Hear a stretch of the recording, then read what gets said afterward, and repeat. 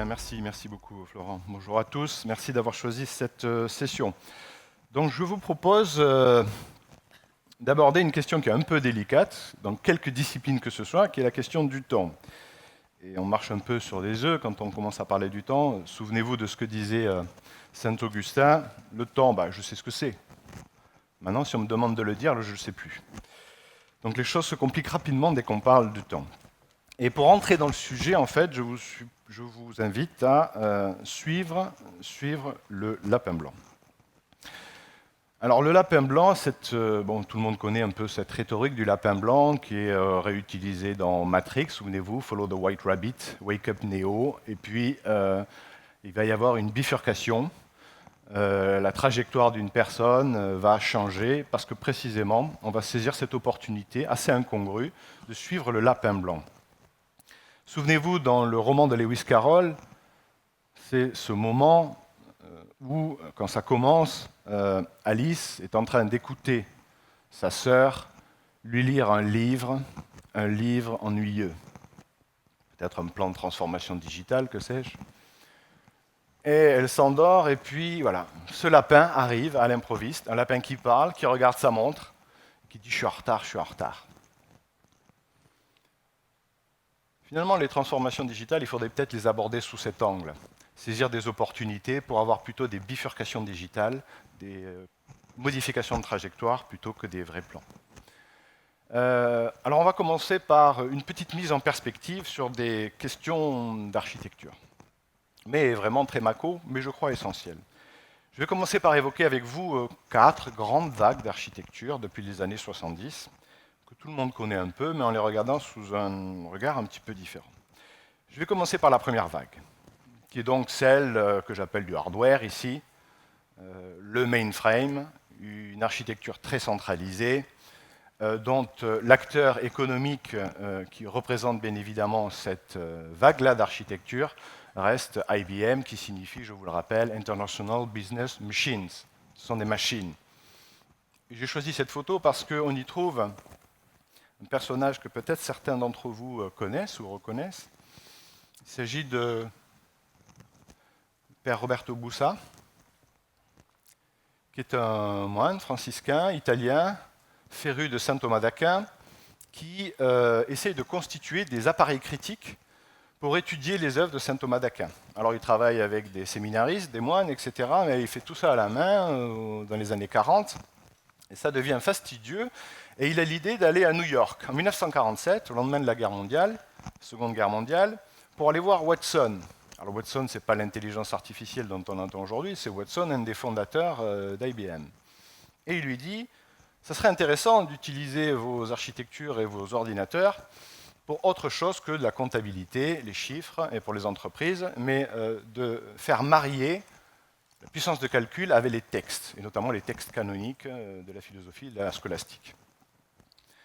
Watson le prend pour un fou, mais dit chiche. Et ce projet a abouti, on peut aujourd'hui le trouver en ligne, mais ce qui est intéressant, c'est que ce que se proposait de faire Roberto Bussa, c'était finalement ce cahier des charges qu'il avait quand il est allé voir IBM, c'est de constituer des moteurs de recherche qui seront réalisés en fait 50 ans plus tard, notamment par Google. Première vague, donc très centralisée autour du mainframe avec IBM. Très rapidement, la deuxième vague, que tout le monde connaît.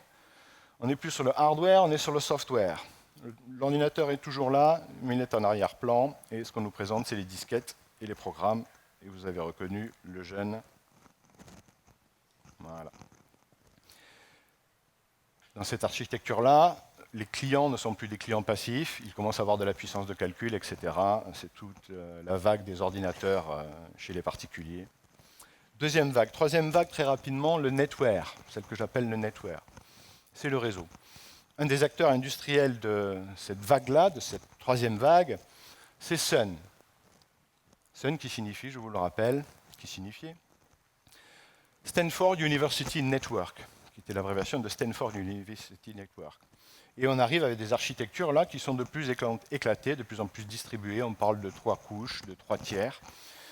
Et on commence à avoir cette dissémination des différents composants dans une architecture qui commence à s'éloigner petit à petit du mainframe des origines. Je vous rappelle qu'un des slogans de Sun, c'était « The network is the computer ». L'ordinateur, c'est le réseau. c'est-à-dire qu'il est partout et vraiment dans une logique de plus en plus distribuée. Et la quatrième vague, pardon, c'est celle que j'appelle ici du dataware. On va dire qu'après les années 90, c'est les années 2000 dans lesquelles nous sommes encore aujourd'hui, où là, bien évidemment, les acteurs représentatifs de cette vague-là, ce sont tous ceux qui sont amenés à traiter de vastes corpus et datasets, de vastes corpus de données, donc des Google, les géants du web dont on les appelle parfois. Je voudrais rappeler que le ware que vous retrouvez dans hardware, software, dataware, netware, etc., est un terme du vieil écossais qui signifie objet de soin, qu'on retrouve dans Data Warehouse. C'est là où vous entreposez vos biens, ce qui est le plus précieux. Et autour de l'évolution de ces 4 vagues d'architecture, eh bien, on constate qu'il y a, chaque vague a un point d'attention particulier. C'est le hard, ensuite c'est le soft, je maîtrise, ensuite c'est le réseau, ensuite c'est les data. Bien évidemment, on n'oublie jamais le hard, le soft, etc. Il reste toujours présent. Mais à une époque, les acteurs se concentrent sur une couche particulière, sur un aspect dans l'évolution des architectures.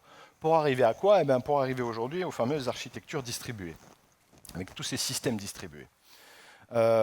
Finalement, la petite histoire que j'ai racontée en 5 minutes sur l'évolution des architectures, on va dire que c'est la grande distribution, mais pas Carrefour ou Walmart, c'est la grande distribution des composants dans les architectures qui sont de plus en plus éclatés, disséminés. Composants qui doivent communiquer entre eux et qui génèrent bien évidemment une certaine complexité. Quand vous êtes face à des systèmes distribués, vous commencez à toucher du doigt ce qu'on appelle aussi du nom de théorie du carreau, qui a commencé à être initiée et a commencé à être formalisée, on va dire, par Poincaré très tôt. Et vous connaissez tous cette histoire, un battement d'aile d'un papillon peut déclencher un ouragan de l'autre côté de la Terre. Eh bien, c'est ce un peu à quoi on est confronté quand on commence à travailler, et tout le monde travaille aujourd'hui avec ces systèmes distribués, parce que, bien évidemment, de petits effets, de petites modifications intimes et minimes peuvent avoir des conséquences dramatiques sur la globalité du système. Ce que l'on paye dans les architectures distribuées, c'est le fait d'isoler tous ces composants-là, qui doivent quand même communiquer entre eux. On les maîtrise tous individuellement, mais quant à savoir quel est l'état global d'une machine dans un système distribué à un instant donné, très peu de personnes sont capables de le dire, c'est voire même probablement impossible. Face à cette complexité-là, il faut donc se donner, j'allais dire, des outils et des armes pour essayer d'affronter cette complexité. Et le premier que je voudrais évoquer avec vous, c'est ce que j'évoque ici sous la thématique du style, la question du style. Alors le style, c'est toujours une manière de reconnaître quelque chose, une modalité d'être. Là, par exemple, vous retrouviez le lièvre de Mars et le chapelier fou dans les personnages de Lewis Carroll. On les reconnaît, il n'y a pas d'ambiguïté, mais le style dont je voudrais vous parler ici, le style qu'on évoque dans les architectures, c'est pas la même chose qu'une architecture. Très peu de personnes, je crois, font en fait la différence entre une architecture et un style d'architecture. Quelle est cette différence? Elle est importante. Un style d'architecture, c'est un ensemble de contraintes que vous devez respecter pour effectivement, à un moment donné, produire telle ou telle architecture. C'est donc un ensemble de contraintes, et je vous donne un exemple dans le domaine, on va dire, du bâtiment ou des édifices. Si vous prenez le style roman, eh bien, il se trouve que dans ce style d'architecture, parce que ça c'est aussi un style, il y a un certain nombre de contraintes.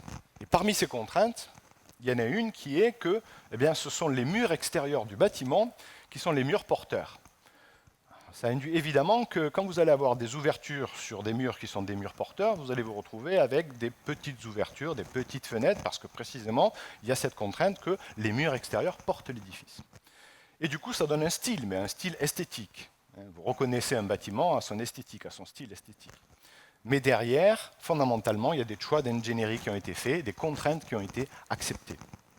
Si vous basculez sur un autre style, qui est le style gothique, eh bien là, la contrainte, elle change. C'est pour ça que le style n'est plus le même. La nouvelle contrainte, c'est que dans ce bâtiment, ce sont les colonnes qui vont porter l'édifice. Et du coup, les murs extérieurs ne sont plus des murs porteurs.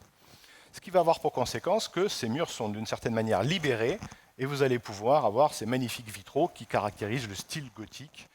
Mais tout ça parce que derrière, il y a des choix en matière d'ingénierie et de style et qu'on a choisi certaines contraintes et pas d'autres. Ce discours sur les styles sur les styles d'architecture, les contraintes que l'on accepte dans nos architectures, il est important parce que je crois que c'est le niveau du discours au sein des entreprises qui propose ce que j'appellerais une forme de lingua franca, c'est-à-dire de langage universel qui permet aux architectes, aux informaticiens de dialoguer efficacement avec les métiers ou avec le business. Le métier doit connaître les contraintes, c'est-à-dire le style des architectures des produits digitaux avec lesquels il travaille. Et c'est également le cas pour les architectes et les informaticiens, par exemple de la DSI ou du digital. N'allez pas croire que la population informatique a une longueur d'avance pour parler le style des architectures digitales. Je crois que très peu en fait, de personnes maîtrisent et utilisent au quotidien ce vocabulaire et ce langage autour des styles et des contraintes dans un système d'information. Et puisqu'on parle de système distribué, puisque c'est la tendance dans laquelle nous sommes, ça commence où un système distribué? Un système distribué, aujourd'hui, ça commence dans l'ordinateur que j'utilise là pour projeter les slides. Ça commence aussi dans vos téléphones portables que vous avez dans vos mains ou dans vos poches. C'est-à-dire à partir du moment où vous avez des multicœurs dans un CPU, c'est-à-dire que vous avez une distribution de la capacité de calcul qui vous permet de paralléliser des calculs, de les envoyer sur différents CPU, différents cœurs. Et d'entrée de jeu, là, vous êtes éminemment dans les architectures distribuées. Pas besoin d'imaginer des ordinateurs reliés sur Internet, etc. Déjà, les simples devices que nous avons sont des machines qui sont distribuées. Et ce qui veut dire qu'on ne les programme pas de la même manière. Alors, quand on évoque les systèmes distribués, difficile de ne pas évoquer la figure de Leslie Lamport. Alors, Leslie Lamport, c'est le prix Turing 2013, je crois, chercheur chez Microsoft. En tout cas, il y était chez récemment, il est peut-être maintenant chercheur émérite. Mais il avait donné une définition assez précise d'un système distribué qui consistait à dire un système distribué, souvenez-vous cette petite image que j'ai présentée tout à l'heure avec tous ces composants qui dialoguent entre eux, c'est un système dans lequel le temps de communication entre deux composants, par exemple, est supérieur au temps de traitement. Quand le temps de communication est supérieur au temps de traitement, vous êtes d'entrée de jeu dans des enjeux et avec des contraintes de système distribué. Il donnait aussi une autre définition des systèmes distribués qui était un peu plus humoristique, mais que tout le monde a un peu éprouvé, surtout quand on fait du développement et d'applications logicielles. Il disait un système distribué, c'est quand un ordinateur ou un serveur que je ne connais ni d'Adam ni d'Ève, et dont j'ignorais même l'existence, peut faire planter mon programme. Et on est tous c'est pour ça que les architectes dans les environnements distribués ont une pathologie qui est bien connue, ils sont paranoïaques. Ça peut venir de n'importe où, à tout moment, et c'est ce qui illustre un peu cette petite phrase humoristique de Leslie Lamport. Ce qu'on perd fondamentalement dans ces systèmes distribués, c'est précisément la question du temps. On perd la notion de temps comme référentiel absolu. Il y a des enjeux de synchronisation des horloges, les composants sont distribués dans des espaces différents, parfois même sur plusieurs continents, et donc vous êtes immédiatement confronté à cette question de la temporalité. Comment concilier des systèmes, des traitements, des communications dans des temporalités qui ne sont pas les mêmes? Comment ne pas perdre le fil du temps? La réponse actuelle à tous ces enjeux des systèmes distribués, elle passe par le log, en fait, aujourd'hui. Alors je dis le log parce que je me suis beaucoup posé la question, est-ce qu'on dit une log ou un log? Vous savez, c'est le fichier de log dans lequel on enregistre tous les événements d'un système, qui n'est pas propre aux architectures numériques. Un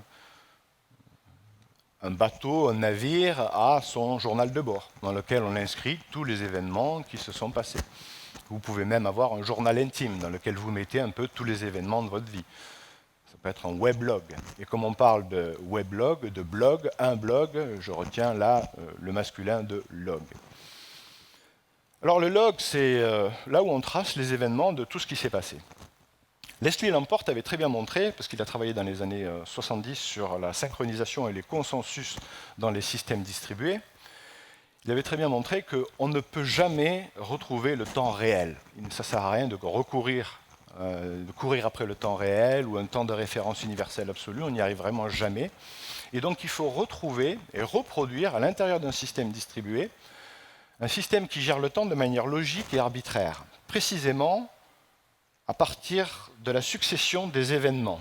C'est l'écriture des différents événements dans votre système qui va constituer petit à petit la colonne vertébrale autour de laquelle va s'articuler le système distribué. Le log, c'est bien évidemment ce que vous allez voir. Quand un consultant Octo intervient chez un client qui a une problématique de performance ou autre, la première chose qu'on fait, c'est regarder le log pour essayer de reproduire la succession des événements et comprendre de manière à comprendre dans quel contexte on est arrivé, aux difficultés, aux pannes ou aux performances, peu importe. Mais le fichier de log, le log, ça peut être utilisé pour autre chose que pour débugger ou trouver des pannes. Ça peut être un outil formidable pour intégrer des systèmes disparates aujourd'hui, et c'est ce qui fait la proposition de valeur, si je puis dire, de certains frameworks qui utilisent ce principe de log, comme par exemple Kafka, pour ceux qui sont plus techniques, qui ont travaillé avec ces solutions dont on parle beaucoup dans les systèmes distribués et les architectures de flux que j'évoquerai dans un instant. Ce journal des événements de votre système d'information, il est précieux. Quand j'arrive chez un client et que je demande « Vous avez un système d'information ?» Ben, très bien, donnez-moi le log de tous les événements de ce système d'information. Ah non, en fait, j'en ai pas une. Si vous n'avez pas une log, vous n'avez pas un système d'information. Autant de systèmes d'information que de logs que vous avez qui tracent les événements dans ce système d'information. Il est très important de miser aujourd'hui sur la log parce que c'est ce qui vous permet de ne pas perdre le temps et de rejouer le temps d'un point de vue logique et arbitraire sans chercher à retrouver le temps réel des événements, puisque c'est peine perdue, avait démontré Leslie Lamport dans les années 70. Il y a aussi une vertu qui est très intéressante des logs, c'est ce que j'appelle ici la dualité des logs. Alors tout le monde connaît peut-être cette image célèbre du fameux canard-lapin, hein, je reste dans la thématique du lapin autant que possible. Alors tout le monde voit le canard et le lapin, hein, selon que vous regardez la figure. Ça évoque un peu l'idée qu'une même chose peut être appréhendée par deux chemins différents. Et je vais prendre une métaphore par exemple dans la logistique. Vous êtes responsable d'un entrepôt logistique, vous allez comprendre très facilement de ce dont je parle. Vous pouvez faire un inventaire, voilà, dans cet entrepôt il y a 100 cartons, et puis vous allez vous dire toutes les semaines, ben, je vais faire l'inventaire des cartons qui restent dans mon entrepôt. Mais vous avez une autre manière de faire, qui est précisément d'utiliser les logs, c'est-à-dire les entrées et les sorties. Si vous savez qu'il y a 100 cartons et que vous suivez les entrées et les sorties, combien rentrent, combien sortent, vous n'avez plus besoin de faire votre inventaire, puisqu'à priori, en regardant les logs, en rejoignant ce qui s'est passé en rentrée et en sortie, vous êtes capable de savoir à tout moment combien de cartons vous avez dans votre entrepôt. C'est ce qui permet aussi, quand vous avez des bases de données qui crachent, de reconstituer la base de données à partir du journal des événements, de la log, donc de la base de données. Si et uniquement si, vous êtes dans un environnement déterministe, c'est-à-dire si à un moment donné, la constitution de votre base fait appel à des données qui sont aléatoires ou à un cours de bourse qui a une forte variabilité, comme il évolue, vous n'allez pas pouvoir reconstituer la base dans ces cas-là. Donc c'est utile dans des environnements qu'on appelle déterministes. C'est-à-dire que vous pouvez le rejouer 10 fois, vous obtiendrez toujours le même résultat.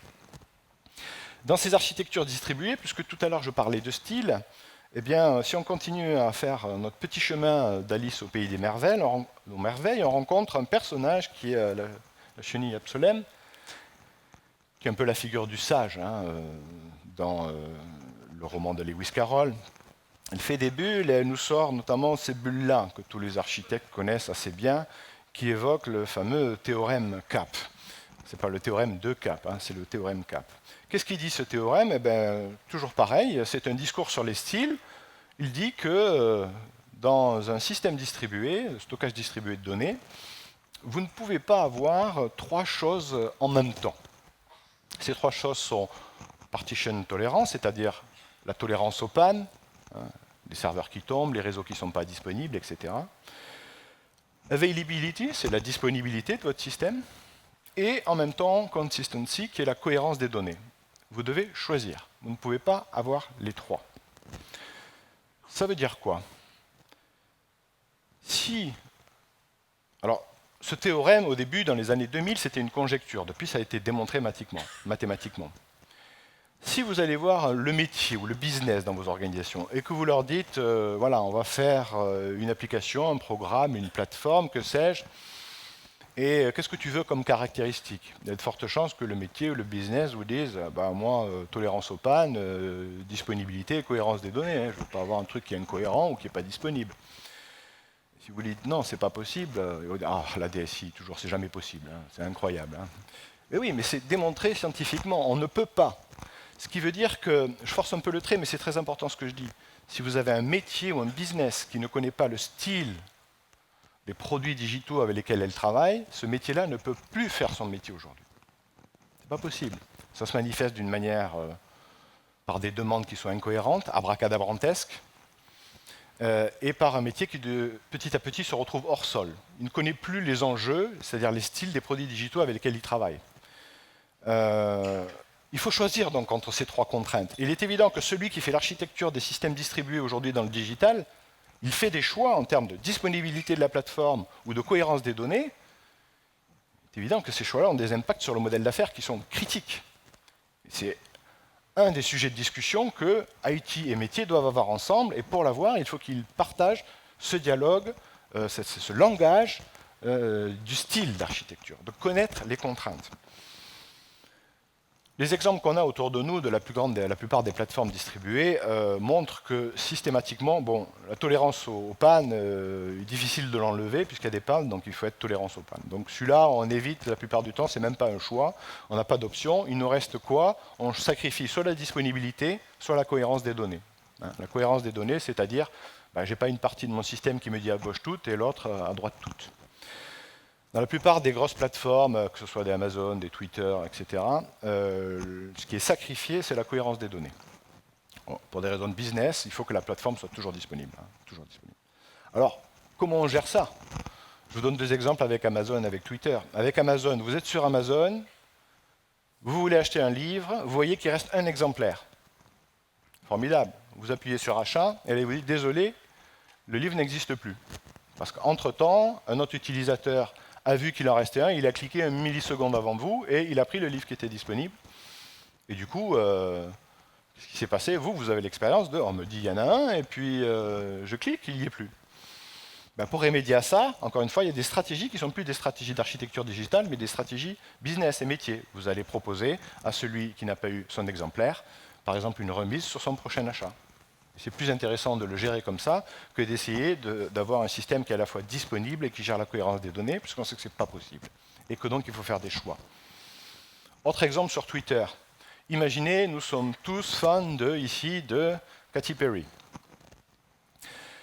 Je dis Katy Perry parce que ça fait partie des personnalités qui ont beaucoup de followers. Et comme l'architecture de Twitter est une architecture distribuée, eh bien, le temps de mettre à jour tous les comptes et toutes les mises à jour de Katy Perry auprès de tous ses followers, comme ce sont des systèmes qui sont distribués dans l'espace, ça prend du temps. Et donc, Twitter a des stratégies de mise à jour pour que les utilisateurs s'aperçoivent le moins possible qu'il y ait de l'incohérence des données. Ça veut dire quoi, incohérence des données dans ce contexte? Ça veut dire, moi et un de mes amis, nous sommes des fans de Katy Perry, et je constate sur mon interface Twitter que, elle a fait un nouveau post. Et mon ami, lui, ne la voit pas. Pour lui, il n'y a pas encore de nouveau post. Il n'a pas été mis à jour. Évidemment, c'est un fan, il est frustré. Donc les stratégies de Twitter, en l'occurrence, consistent à mettre à jour des posts dans des groupes d'utilisateurs qui se suivent entre eux. Par exemple, Twitter va décider que toutes les mises à jour de nous tous ici vont se faire en même temps, ce qui fait que tout le monde va voir la mise à jour de Katy Perry et personne ne va s'apercevoir qu'il y a d'autres personnes qui les suivent qui ne voient pas la mise à jour. Il y a des débordements et des stratégies métiers qui sont là pour compenser des impossibilités et des contraintes techniques qu'on a choisi de ne pas assumer, tout simplement parce qu'on ne peut pas avoir tout. Un des enjeux également importants dans l'évolution des architectures distribuées dans le contexte digital qui est le nôtre, c'est quelque chose qui est important, qui est l'immutabilité des données. Qu'est-ce que ça veut dire l'immutabilité des données? C'est-à-dire qu'une donnée qui rentre dans vos systèmes ne sera plus mise à jour. Quand on y pense, c'est une véritable aberration de mettre à jour des données. Pourquoi c'est une véritable aberration? Parce qu'une donnée, elle est toujours vraie. Si je dis aujourd'hui Christian Fauré, 47 ans, et que vous regardiez cet enregistrement l'année prochaine, ou a priori j'aurai une année de plus, vous allez vous dire, ben non, cette donnée, elle est fausse. Oui, mais elle était vraie au moment où elle a été rentrée dans le système, où elle a été énoncée, par exemple. Donc une donnée est toujours vraie, mais à un instant donné. Pourquoi la mettre à jour? Si ça évolue, ben on va créer une nouvelle donnée.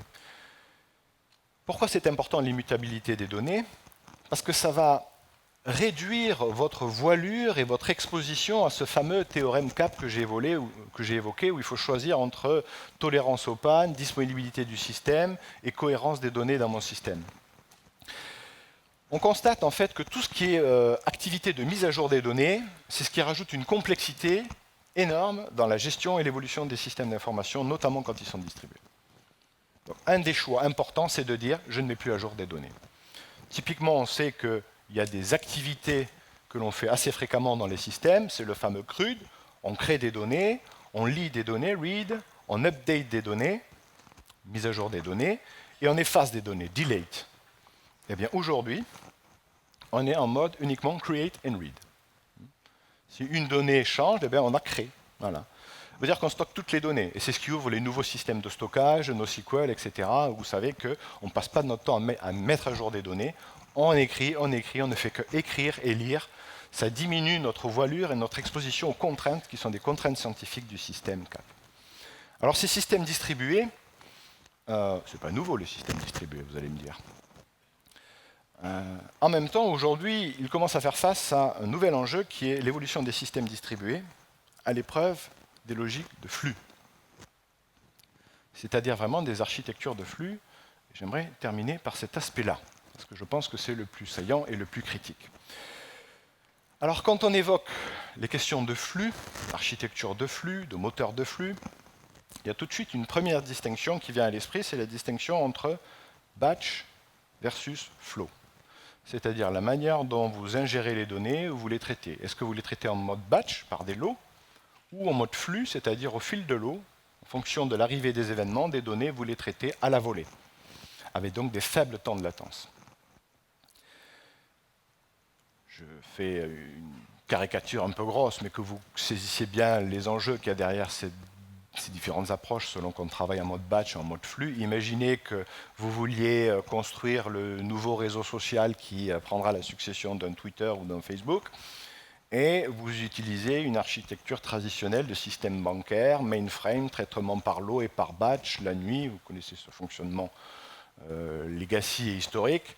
On enregistre toutes les transactions de la journée, la nuit on fait les calculs et on met à jour les comptes des particuliers, en l'occurrence le lendemain, ce qui veut dire que vous voyez ce qui s'est passé la veille, etc. Vous comprenez bien que ce style d'architecture par batch n'est absolument pas approprié pour construire un système de réseau social. Imaginez un réseau social où vous faisiez des posts, des commentaires, et tout ce que vous faites, vous le verrez que 24 heures plus tard. Ça ne marche pas. C'est totalement inapproprié. C'est pour ça que, historiquement, tous les systèmes de finance et aujourd'hui toutes les architectures dans les réseaux sociaux ont fait une bascule pour basculer précisément dans des architectures de flux qui ne gèrent pas proprement parler des batchs, ou en tout cas des gros batchs. Quand je dis des batchs, ça peut être aussi des batchs en Hadoop, avec du data lake, parce que Hadoop, c'est des traitements qui sont des traitements aussi en batch. Donc on a aujourd'hui, d'une part, il y a un petit côté, dis-moi comment tu collectes tes données et je te dirai comment tu dois faire ton architecture digitale. Il y a aujourd'hui des gens qui disent « mais moi, je n'ai pas besoin d'avoir des architectures de flux qui traitent en temps réel, avec de la faible latence, etc. » Mais ils disent ça, c'est parce qu'ils ont des systèmes de collecte des données, entre guillemets, qui sont en mode batch, donc ils n'en voient pas l'utilité. Mais quand ils vont commencer à arriver vers tout ce qui est IoT, qui crache des données en permanence, ces acteurs-là vont très vite comprendre qu'ils n'ont pas les architectures appropriées pour adresser les enjeux du digital. Souvent, on oppose le batch au flux. Et la mode ces dernières années avait été de parler des architectures lambda. Les architectures lambda, ce sont précisément ces architectures qui, au sein d'un système, proposent d'une part de traiter sur une couche toutes les données en mode batch, et en même temps, en parallèle, de traiter sous une autre couche toutes les données qui arrivent au fil de l'eau. Et à la fin, on les fait converger dans ce qu'on appelle un service layer. Et finalement, on a le meilleur des deux mondes, le traitement en batch, et puis les traitements en flux. Simplement, on s'est rendu compte ces dernières années, et ça aussi ça a été démontré scientifiquement, que le traitement en batch est en fait juste un cas particulier du traitement de flux. Donc il ne faut pas opposer le batch et le flux, puisqu'aujourd'hui, des systèmes qui traitent les données en temps réel et en flux fonctionnent aussi très bien pour fonctionner des données qui sont dans des batchs et dans des lots. Donc le débat autour des architectures lambda, est-ce que je dois construire à la fois des traitements en batch et à la fois des traitements en flux, aujourd'hui il est résolu puisque les systèmes qui traitent les flux sont capables de traiter les deux cas. Le batch est devenu un cas particulier du flux. Alors quand on parle des architectures de flux, il y a quelqu'un qui est Tyler Akido, qui est ingénieur chez Google, notamment dans les équipes précisément de Google Dataflow, qui a essayé de proposer une définition qui est assez opératoire et que je vous propose aussi, pour dire de quoi on parle quand on parle d'une architecture de flux. Premièrement, c'est une architecture qui doit travailler avec des datasets infinis, c'est-à-dire les données arrivent en permanence. Vous ne pouvez pas dire, bon là c'est fini, je passe à un autre jeu de données, puis encore un autre jeu de données, non, ça arrive en permanence. Donc un dataset infini. Deuxièmement, je veux avoir une faible latence, c'est-à-dire proposer des résultats, des traitements le plus rapidement possible. Et troisièmement, qui est une conséquence de ça, j'accepte d'avoir des résultats qui sont approximatifs, voire probabilistes. 1. Travailler avec des datasets infinis. 2. Avoir de la faible latence. Et 3. Avoir des résultats approximatifs et probabilistes. Imaginez un peu quand même, dans des systèmes de gestion, cette introduction des probabilités au sein même des travaux au quotidien, de la manière dont on traite son système de gestion, souvent dans des environnements très déterministes, très statiques, on passe d'une étape à une autre, etc.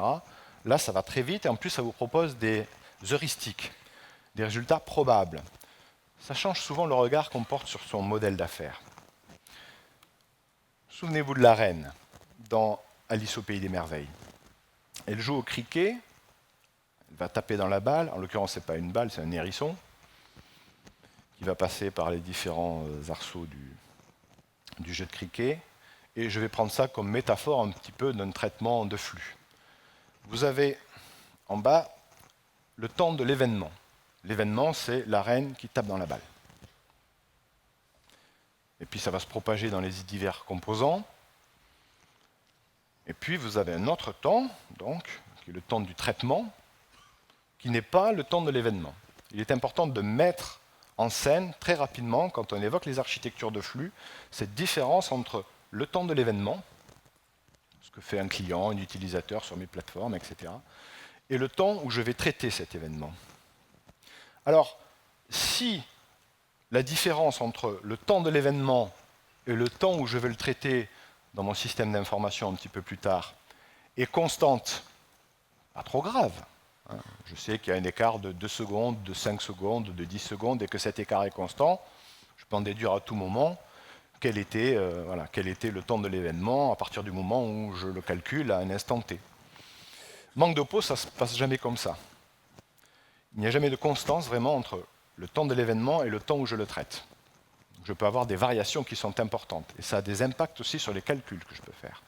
Ensuite, si dans l'axe du temps des événements, je dois gérer plusieurs événements qui arrivent dans un certain ordre, il y a fort à parier que quand je vais traiter ces événements, eux, dans le système distribué, ils arrivent dans un ordre qui est différent.